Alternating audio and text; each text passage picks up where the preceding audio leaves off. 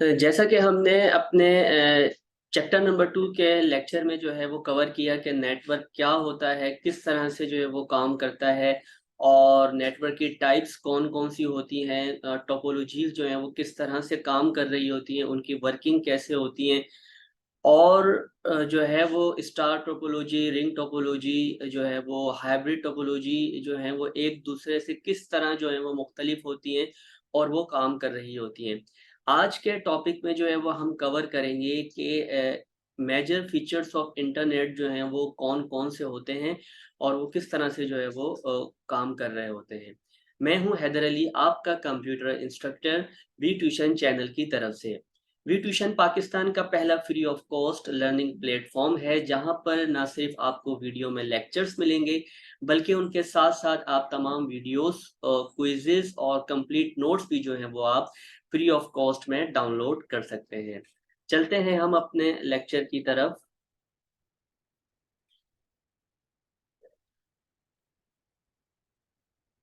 Chapter number 2 information network और lecture number 6 है major features of internet. Okay, major features of internet की अगर हम बात करते हैं तो इंटरनेट जो है वो आपको बहुत सारी जो है वो इफेक्टिव कम्युनिकेशंस टूल्स जो है वो प्रोवाइड कर रहा होता है। उसमें आपके पास इलेक्ट्रॉनिक मेल आ जाती है, यूजनेट है, टेलनेट है, मेल फाइल ट्रांसफर प्रोटोकॉल है, चैट सिस्टम्स हैं, ये सारे के सारे जो हैं वो आपके मेजर फीचर्स ऑफ इंटरनेट में आ जाते हैं। नंबर 1 पे हमारे पास आता है इलेक्ट्रॉनिक मेल, जिसको आप ईमेल का नाम भी देते हैं। Email also known as electronic mail जो है, इसमें क्या होता है कि ये एक ऐसी जो है वो इंटरनेट सर्विस है जिसके ज़रिए आप मैसेज को एक लोकेशन से जो है वो दूसरी लोकेशन पर ट्रांसफ़र कर सकते हैं इंटरनेट की मदद से। इसमें क्या होता है कि most email programs also permits users to attach data files and program files to messages. इसमें क्या होता है कि जो यूजर्स होते हैं वो टेक्स्ट मैसेजेस के साथ साथ जो डेटा फाइल्स होती हैं उनको भी जो है वो अटैच करके जो है वो एक जगह से किसी दूसरी लोकेशन पर जो है वो ट्रांसफर कर सकते हैं। अब इंटरनेट ईमेल एड्रेस के जो है हमारे पास टू पार्ट्स आ जाते हैं। नंबर 1 है द यूजर नेम और नंबर 2 पे हमारे पास आ जाता है डोमेन नेम। अब यूजर नेम क्या होता है? जो एक पर्सन की आइडेंटिफाई कर रहा होता है कि जिस नाम से आपकी ईमेल बनाई गई है, वो आपका कहलाएगा यूजर नेम। और नंबर 2 पे हमारे पास आ जाता है डोमेन नेम। जो है वो क्या होता है? एक कंप्यूटर सिस्टम होता है, एक ऐसा सर्वर होता है जिसको आप यूज़ करके जो है उस ईमेल एड्रेस को जो है वो एक जगह से दूसरी जगह पर ट्रांसफ़र कर रहे होते हैं। फॉर एग्ज़ाम्पल, यहाँ पे एक एग्ज़ाम्पल हम देख सकते हैं कि एक ईमेल आईडी दी हुई है, इस पे लिखा हुआ है husain@gmail.com। अब यहाँ पे क्या है, ये जो हुसैन लिखा हुआ है ये क्या है? एक यूज़र नेम है।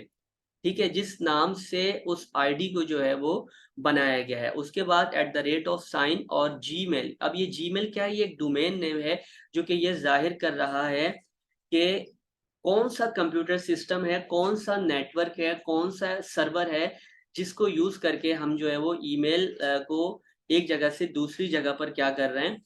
ट्रांसफ़र करवा रहे हैं। तो यहाँ पे आप देख सकते हैं लिखा हुआ है husain@gmail.com। तो ये एक गूगल की सर्विस है ईमेल की, जिसके ज़रिए जो है वो मैसेज को एक जगह से दूसरी जगह पर ट्रांसफ़र किया जाता है। इसी तरह से हमारे पास हॉटमेल की सर्विस आ जाती है, yahoo.com की सर्विसेज़ आ जाती हैं। ये भी जो है वो इलेक्ट्रॉनिक मेल्स कहलाती है जिसकी मदद से आप जो है वो ईमेल का जो है वो यूज़ करते हैं।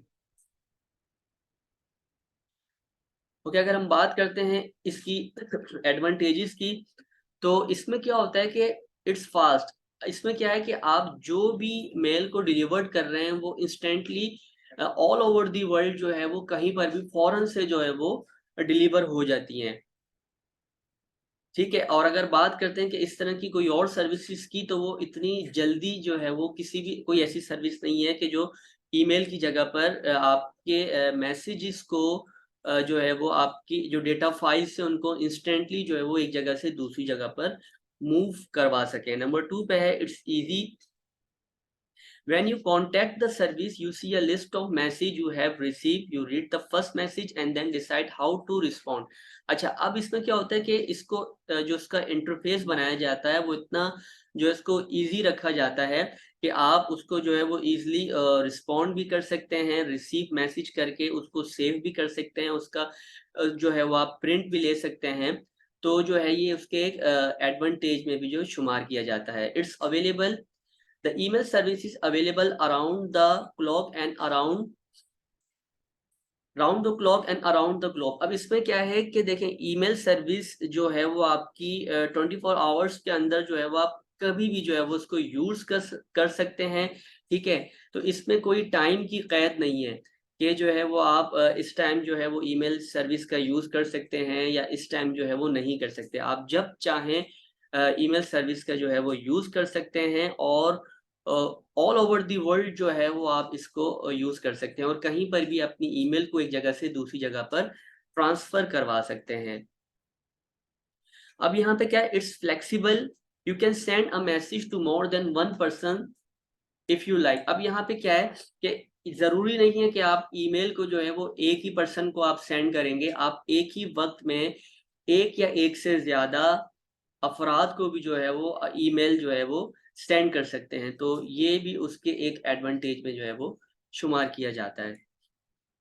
अगर हम बात करते हैं ईमेल की डिसएडवांटेजेस के बारे में, तो नंबर 1 पे हमारे पास है it is still not generally available to all. अब यहाँ पे क्या है कि देखें, हर कोई जो है वो इसको यूज नहीं कर पाता। बहुत से लोग ऐसे हैं जो आज भी ईमेल एड्रेस का यूज नहीं करते।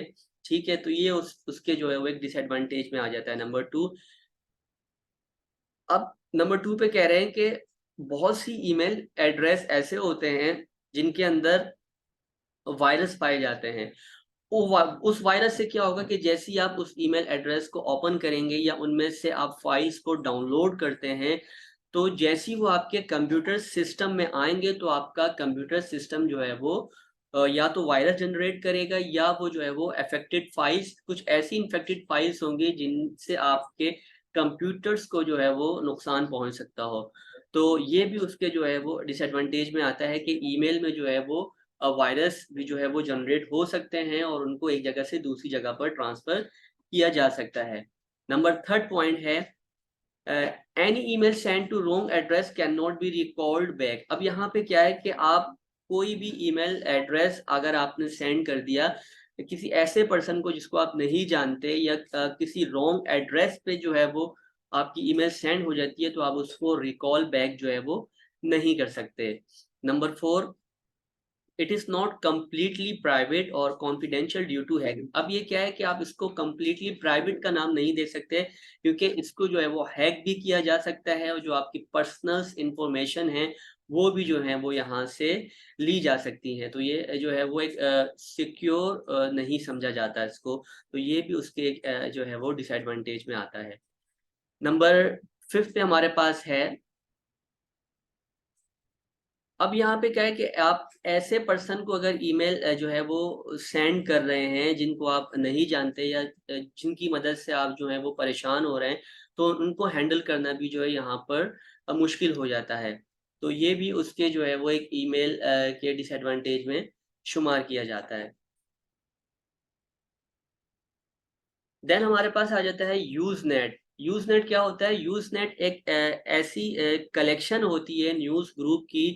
अ, आप कह सकते हैं कि 30,000 जो है वो न्यूज़ ग्रुप जो है वो इसमें ज्वाइन होते हैं और इसमें जो है वो किसी भी सब्जेक्ट से रिलेटेड जो है वो आप डिस्कशन कर रहे होते हैं।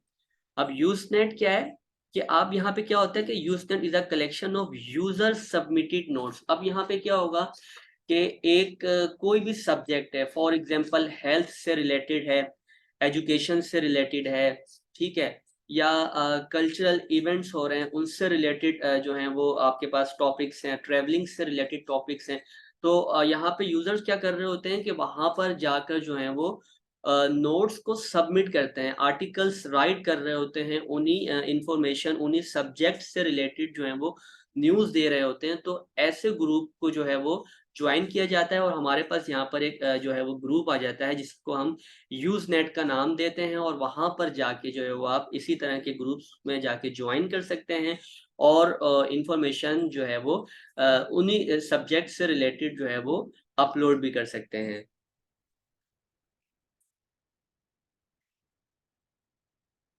देन हमारे पास आ जाता है telnet. Telnet stands for telecommunication network या टेली टाइप नेटवर्क। इसको टेली टाइप नेटवर्क भी कहा जाता है और टेली कम्युनिकेशन नेटवर्क भी कहा जाता है। अब इसमें क्या होता है, देखें, telnet is the service of internet allows you to access remotely computer outside your area. अब यहाँ पे क्या है, फॉर एग्जांपल मिसाल के तौर पर आपका कंप्यूटर जो है वो ठीक से वर्क नहीं कर रहा या उसमें कोई प्रॉब्लम जो है वो आ रही है और आप जो है उसको ठीक करना चाहते हैं, लेकिन आपको वो जो है वो सिस्टम ठीक करना नहीं आ रहा।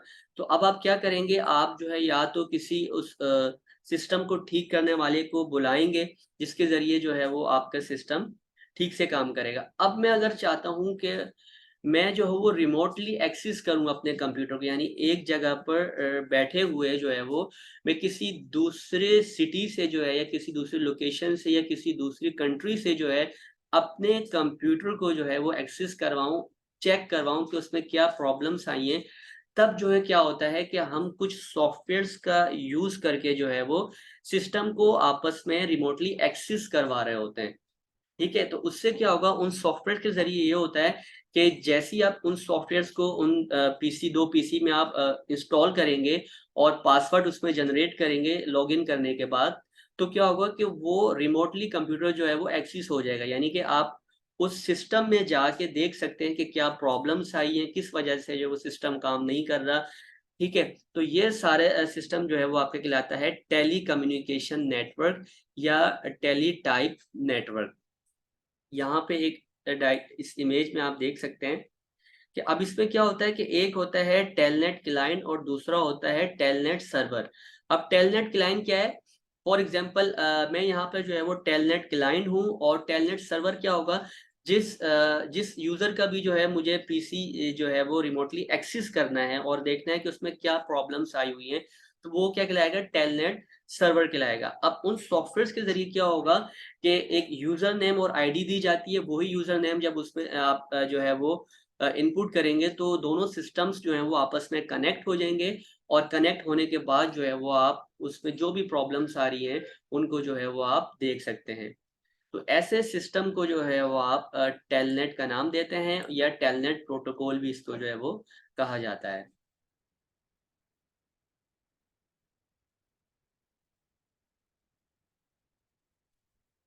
नेक्स्ट हमारा टॉपिक है फाइल ट्रांसफर प्रोटोकॉल।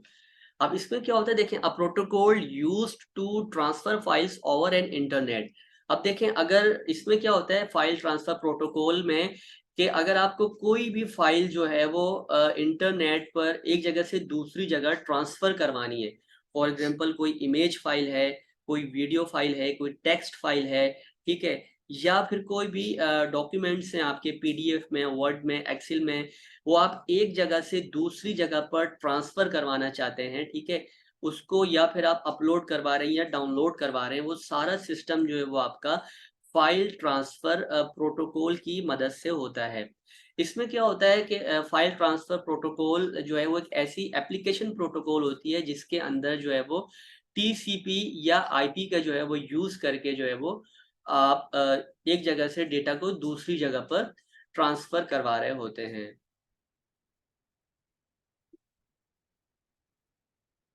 यहाँ पर एक इमेज इसमें देख सकते हैं कि यहाँ पे क्या है, एक एफटीपी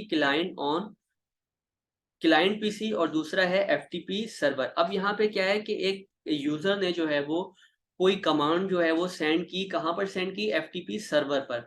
अब वहाँ पर क्या होगा कि अगर फॉर एग्ज़ाम्पल कोई भी कमांड है, तो वो कमांड जाएगी और सर्वर से उसका रिप्लाई आके जो है वो यूज़र के पीसी पर डिस्प्ले स्क्रीन पर जो है वो शो हो जाएगा। लेकिन अगर इसी तरह से जो है वो एफटीपी क्लाइंट जो है वो कोई डेटा सेंड करता है, कोई इमेज है, कोई वीडियो है या कोई टेक्स्ट फाइल है, कोई डॉक्यूमेंट फाइल जो है वो एक क्लाइंट जो है वो एफटीपी क्लाइंट जो है वो एफटीपी सर्वर पर सेंड करेगा, तो क्या होगा कि जैसी वो सर्वर पर जाएगी तो वहां से आपका डेटा जो है वो बैक होगा। ठीक है, तो ये आपका कहलाएगा डेटा कनेक्शन। यहाँ से यानी आपने डेटा ट्रांसफर किया और आपके पास जो है वो उसका रिजल्ट आपकी स्क्रीन पर जो है वो शो हो जाएगा। तो ये एफटीपी सर्वर के जरिए होता है कि आपके पास पहले एफटीपी क्लाइंट से डेटा जाएगा और एफटीपी सर्वर पर आने के बाद फिर वहां से डेटा जो है वो बैक होके आपके एफटीपी क्लाइंट तक जाता है। और ये प्रोसेस तब तक चलता है जब तक आपका डेटा जो है वो एक जगह से दूसरी जगह पर मूव नहीं हो जाता। और जैसे ही आपका डेटा एक जगह से दूसरी जगह पर मूव होगा और डेटा जो है वो पहुंच जाएगा, तो ये जो आपके पास देख रहे हैं ये वाला जो लिंक होता है डेटा कनेक्शन, ये रिमूव हो जाता है। लेकिन एफटीपी कमांड जो है ये कंटिन्यूअसली जो है वो काम करती रहती है, लेकिन जो डेटा कनेक्शन वाली आपके पास लाइन होती है वो तब तक रहती है जब तक आपका डेटा जो है वो एक जगह से दूसरी जगह पर आप ट्रांसफर नहीं कर देते। और जैसे ही डेटा आपका ट्रांसफर होता है तो ये वाली जो फाइल है, ये जो लोकेशन है, ये जो लिंक होता है, ये ऑटोमेटिकली जो है वो फिर रिमूव हो जाता है। तो इस तरह से जो है वो आपकी फाइल ट्रांसफर प्रोटोकॉल जो है वो काम कर रही होती है। देन हमारे पास आ जाता है chat system. Chat refers to a facility that enables people to engage in interactive conversations over the internet। अब देखें इसमें क्या होता है कि आप जो है वो इंटरनेट का इस्तेमाल करते हुए अपने पैगाम को एक जगह से दूसरी जगह पर ट्रांसफर कर रहे हो तो उन्हें हम कहते हैं चैट सिस्टम्स। ठीक है, अब चैट प्रोग्राम्स में हमारे पास जो है वो बहुत सारे सॉफ्टवेयर्स आ जाते हैं, लेकिन उनमें से कुछ जो है जैसे कि फेसबुक मैसेंजर है, गूगल चैट है, व्हाट्सएप है, इस तरह के जो हैं वो आपके पास चैट प्रोग्राम्स आते हैं जिनकी मदद से जो है वो आप टेक्स्ट को, इमेजेस को, वीडियोस को जो है एक जगह से दूसरी जगह पर ट्रांसफर कर रहे होते हैं। देन हमारे पास आ जाता है internet relay chat. Internet relay chat IRC, इसमें क्या होता है कि यूजर जो है वो कोई भी मैसेज को एक पर्सन से दूसरे पर्सन तक जो है वो ट्रांसफर कर रहा होता है इन किसके अंदर, रियल टाइम में। रियल टाइम से मतलब क्या है कि आपने यहाँ से मैसेज ट्रांसफर किया और फौरन उसी वक्त जो है वो दूसरे पर्सन तक जो है वो मैसेज आपका पहुंच जाए, उसको आप कहते हैं रियल टाइम। ठीक है, अब यहाँ पे क्या है, IRC takes place in an electronic area called a chat room. अब इसमें क्या होगा कि इसमें एक इलेक्ट्रॉनिक एरिया होता है जिसे आप चैट रूम का नाम देते हैं और वहां पर जाके जो है वो इस सिस्टम का जो है वो यूज किया जा रहा होता है। और इसको आप, ये भी एक प्रोटोकॉल होता है जिसको जो है वो चैटिंग के तौर पर जो है वो यूज किया जाता है। अब इसमें देखें क्या है, इसमें क्या है, it is based on client server model. ये जो है वो आपका क्लाइंट सर्वर मॉडल पे जो है वो काम कर रहा होता है, यानी कि इसमें क्या होता है, एक क्लाइंट होगा और दूसरा जो है वो सर्वर बेस्ड सिस्टम होता है। वहां पर जो है वो आप डेटा जो है वो एक जगह से दूसरी जगह पर भेज रहे होते हैं। अब देखिए यहाँ पर एग्जांपल में आप समझें, आईआरसी क्लाइंट और यहाँ पे क्या है, IRC server. For example WhatsApp server है। अब यहाँ पे क्या होगा कि व्हाट्सएप सर्वर पर आपने कोई मैसेज जो है वो ट्रांसफर किया, तो अब देखें यहाँ पे क्या है कि फॉर एग्जांपल आपने लिखा हेलो, तो हेलो फौरन जो है वो दूसरे क्लाइंट तक नहीं पहुंचेगा। पहले क्या होगा कि आईआरसी यानी कि एक क्लाइंट ने उस मैसेज को जो है वो टाइप करके सेंड किया, तो जो है वो जो व्हाट्सएप का जो सर्वर होगा पहले वहां जाएगा। वहां जाने के बाद फिर जो है वो दूसरा जो यूजर है वहां पर जो है वो आपका उस टेक्स्ट को, उस डेटा को जो है वो ट्रांसफर करता है। तो डायरेक्ट डेटा जो है वो या डायरेक्ट टेक्स्ट जो है वो ट्रांसफर नहीं होता। इन तमाम चैट सिस्टम्स में पहले जो है वो आप जो भी आप डेटा भेज रहे होते हैं वो पहले आपका, जैसे आप सेंड करते हैं वो पहले सर्वर पर जाता है। उस सर्वर पर जाने के बाद फिर जो है वो आपके जो जिसको भी आपने भेजा है उस यूजर्स तक जो है वो डेटा जो है वो पहुंचता है। तो इस तरह से जो है वो आपके चैट सिस्टम्स जो हैं वो काम करते हैं। देन हमारे पास आ जाता है 3D वर्चुअल चैट। अब इसमें क्या होता है कि आपके पास ग्राफिकल एक्सटेंशन आ जाती है एक आईआरसी फॉर्म के अंदर। अब इसमें क्या है, it enables you to take on the persona of a 3D character who appears on the screen. अब इसमें क्या होगा कि एक 3D कैरेक्टर जो है वो आपकी स्क्रीन पर जो है वो शो हो रहा होता है, जिसके जरिए जो है वो आप उसकी मूवमेंट करवा रहे होते हैं या उससे जो है वो टेक्स्ट मैसेज ट्रांसफर कर रहे होते हैं। ठीक है, यानी कि एक वर्चुअल इन्वायरमेंट को आप उसका नाम दे सकते हैं। एक अलग रियल टाइम जो है वो आप चैट सिस्टम होता है जहाँ पे जाके जो चैटिंग की जाती है, यानी आप मैसेजेस को, वीडियोस को, इमेजेस को ट्रांसफर भी कर सकते हैं और उनको यूज पे भी जो है वो ले सकते हैं। देन हमारे पास आ जाता है इंस्टेंट मैसेजिंग। देखिए, इंस्टेंट मैसेजिंग भी एक आईआरसी चैट रूम की तरह या एक ईमेल एड्रेस की तरह से ही जो है वो काम कर रही होती है। इसमें क्या होता है कि आपके पास एक यूजर्स की लिस्ट आ जाती है, उसमें जाके आप उन तमाम लिस्ट को, उन यूजर्स को सिलेक्ट करके जो है वो अपने डेटा को या इमेजेस को या टेक्स्ट को जो है वो एक ही वक्त में फौरन एक लोकेशन से दूसरी लोकेशन पर जो है वो ट्रांसफर कर सकते हैं। और जैसे ही आप उस मैसेज को ट्रांसफर करेंगे तो उस सेकंड यूजर की जो है वो स्क्रीन पर जो है वो फौरन वो मैसेज जो है वो शो हो जाएगा। तो ऐसे मैसेजिंग को जो है वो आप इंस्टेंट मैसेजिंग का नाम देते हैं। देन हमारे पास आ जाती है इंटरनेट टेलीफोनी। अच्छा, इंटरनेट टेलीफोनी की अगर हम बात करते हैं तो इसको आप वॉइस चैट का नाम भी देते हैं। इसमें क्या होता है कि एक या एक से ज़्यादा जो यूज़र होते हैं वो आपस में स्पीक करके अपनी वॉइस को इंटरनेट की मदद से एक जगह से दूसरी जगह पर क्या कर रहे होते हैं, ट्रांसफ़र कर रहे होते हैं। इसमें आपकी कॉल जो है वो राउटेड ओवर होती है ओवर द इंटरनेट, यानी कि इंटरनेट पर जो है अपनी आवाज़ को एक जगह से दूसरी जगह पर भेज रहे होते हैं। तो ऐसा सिस्टम जिसमें आप पहले आपने देखा कि चैटिंग सिस्टम था, जिसमें आप टेक्स्ट को भेज रहे थे, अब यहाँ पे क्या इंटरनेट टेलीफ़ोनी की बात की जाती है, तो वहाँ पर आप जो है वो अपनी आवाज़ को जो है वो एक जगह से एक लोकेशन से दूसरी लोकेशन तक ट्रांसफ़र करते हैं और उस प्रोसेस को, उस प्रोग्राम को जो है वो आप इंटरनेट टेलीफ़ोनी का नाम देते हैं।